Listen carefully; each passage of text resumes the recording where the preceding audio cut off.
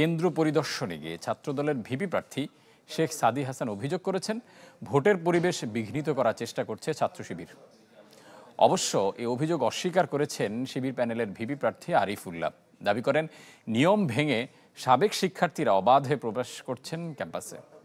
গতকাল থেকে এখন পর্যন্ত প্রশাসনের বিভিন্ন জায়গাতে বিভিন্ন অসঙ্গতি এবং গাফিলতি, একই সাথে তাদের মনে হয় স্বজনপ্রীতি লক্ষ্য করেছি। ভোটের পরিবেশ বিঘ্নিত করার জন্য ছাত্র শিবির একটি পায়তারা করেছে। নির্বাচন কমিশন বলেছিলেন আজকে সকাল 6টা থেকে ক্যাম্পাসে কোনো সাবেক শিক্ষার্থী থাকতে পারবে না, কিন্তু আপনারা ইতিমধ্যে লক্ষ্য করেছেন যে ক্যাম্পাসে এখন পর্যন্ত সাবেক শিক্ষার্থীদের আনাগোনা লক্ষ্য করছি। বিভিন্ন ভোট কেন্দ্রের পাশেই তাদের অবস্থান দেখতে পাচ্ছি। শহীদ সালাম বরকত হলে টোটাল ভোটার সংখ্যা 299 জন, কিন্তু ওই ভোট কেন্দ্রে টোটাল ব্যালট পেপার গিয়েছে 400টা। দর্শক, এই মুহূর্তে ভাসানী হলে অবস্থান করছেন আমাদের সহকর্মী ইজাজ সৌমিক। আমরা যাচ্ছি তার কাছে। সৌমিক, ভোট শুরু 2 ঘন্টা পার হয়ে গেছে, এখন পর্যন্ত নির্বাচনী পরিবেশ কেমন দেখছেন?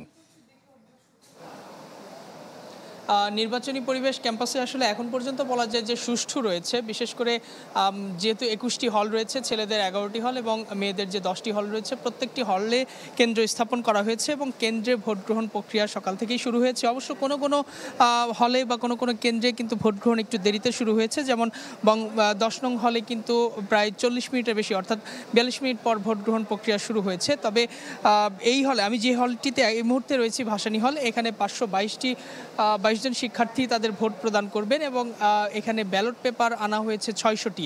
এবং বিভিন্ন যে প্রার্থীরা রয়েছে, গতকালকে কিন্তু নির্বাচন কমিশনের সঙ্গে বেশ এক ধরনের অপ্রীতিকর পরিস্থিতি হয়েছে গতকাল রাতে। বিশেষ করে যখন এই ব্যালট পেপার নিয়ে তারা প্রশ্ন করেছিল যে প্রত্যেকটি শিক্ষার্থীর বিপরীতে কেন অতিরিক্ত ব্যালট পেপার এবং এই ব্যালট পেপারের কোনো অপব্যবহার হবে কি না সেটি নিশ্চিত করবে কে। যেহেতু এখানে 522 জন শিক্ষার্থী রয়েছে, সুতরাং অতিরিক্ত যে 78টি ব্যালট পেপার রয়েছে, সেই 78টি ব্যালট পেপার কি করা হবে, এর কোনো অপব্যবহার হলে তার দায়ভার কার, এটি প্রশাসন নেবে কিনা, এই ধরনের প্রশ্ন তারা গতকালকে করেছিল। কিন্তু সেটি করার পরেও ব্যালট পেপার অতিরিক্ত এখানে সরবরাহ করা হয়েছে এবং একই সঙ্গে তারা অভিযোগ তুলছেন, বিশেষ করে বিভিন্ন প্রার্থীরা অভিযোগ তুলছেন যে গত পরশুদিন যে ডোপ টেস্ট করা হয়েছিল শিক্ষার্থীদের দাবির মুখে, সেই ডোপ টেস্টের ফলাফল বা রেজাল্ট এখনও দেওয়া হয়নি এবং পরবর্তীতে সেই ডোপ টেস্টের রেজাল্ট নিয়ে এখান থেকে যদি কেউ নির্বাচিত হয়েও যায়, তাদেরকে বাদ দেওয়া হবে কিনা, কোনো অশুভ উদ্দেশ্য আছে কিনা, সেটি নিয়ে তারা প্রশ্ন তুলেছেন। এবং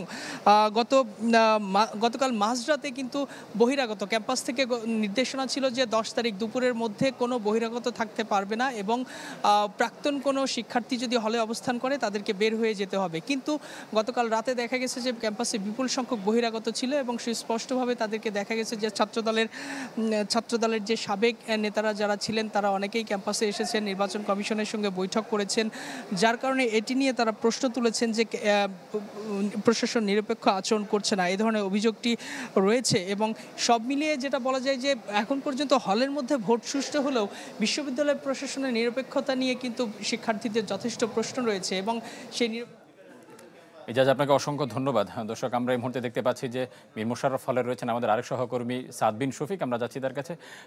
সাদ বিন শফিক, আমি আপনার পিছনে দেখতে পাচ্ছি বিরাট আকার উপস্থিতি রয়েছে, সবাই স্বতঃস্ফূর্তভাবে ভোট দিতে আসছেন, কি দেখছেন সেখানকার পরিস্থিতি? ফারুক, বেশ উৎসবমুখর পরিবেশে কিন্তু এই জাহাঙ্গীরনগর বিশ্ববিদ্যালয় ছাত্র সংসদ নির্বাচনের ভোট চলছে। আমি এই মুহূর্তে আছি মীর মোশাররফ হোসেনের হলে। 9টা 20 থেকে এখানে ভোট গ্রহণ শুরু হয়েছে এবং দেখতে পাচ্ছেন এই যে ভোট গ্রহণ কক্ষ, তার সামনের চিত্রটি, এখানে মূলত শিক্ষার্থীরা জড়ো হয়ে আছে সারিবদ্ধভাবে এবং যেহেতু আবাসিক হলে ভোট, অর্থাৎ যে হলের আবাসিক শিক্ষার্থী তারা সেই হলে তাদের ভোট দিবেন এবং সেই হলে তাদের কেন্দ্র, সেই হিসেবে 21টি হলের জন্য 21টি ভোট কেন্দ্র আছে। সেই বাস্তবতায় কিন্তু খুব একটা সময় খুব বেশি ভিড় যা হচ্ছে বা লাইন যে আমরা ঢাকা বিশ্ববিদ্যালয়ের ডাকসুর ক্ষেত্রে যেটি দেখেছি, অনেক বড় লাইন, অনেক ক্ষেত্রে 30-40 মিনিট দাঁড়িয়ে থেকে ভোট দেওয়া লাগছে, সেই বিষয়টি কিন্তু এখানে অনুপস্থিত। এরই মধ্যে জেনেছেন এই যেই কেন্দ্রতে আমি আছি, যে হলে আমি আছি, এই হলে কিন্তু 2 জন হেভিওয়েট ক্যান্ডিডেট, অর্থাৎ ছাত্র দলের সমর্থিত প্যানেলের ভিপি প্রার্থী এবং শিবির সমর্থিত প্যানেলের ভিপি প্রার্থী,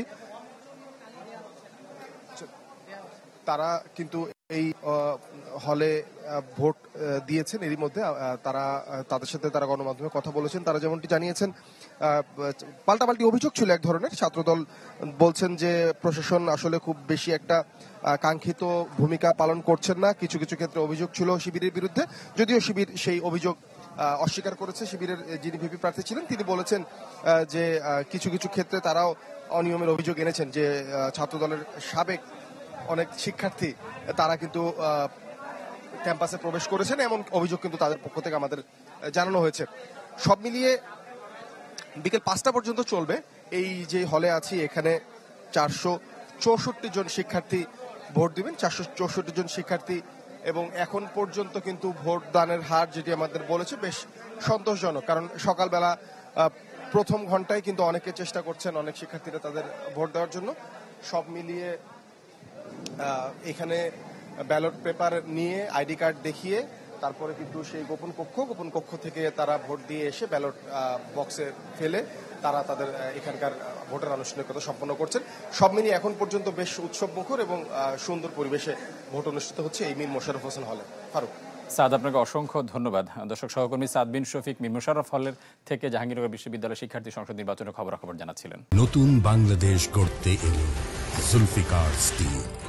জুলফিকার স্টিল, ইস্পাত দৃঢ় অঙ্গীকার।